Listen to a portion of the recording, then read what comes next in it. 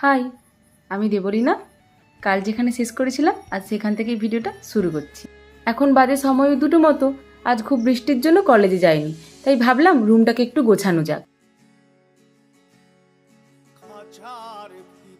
আমরা যেখানে থাকি এই রেলওয়ে স্টেশনটা একদম সামনে।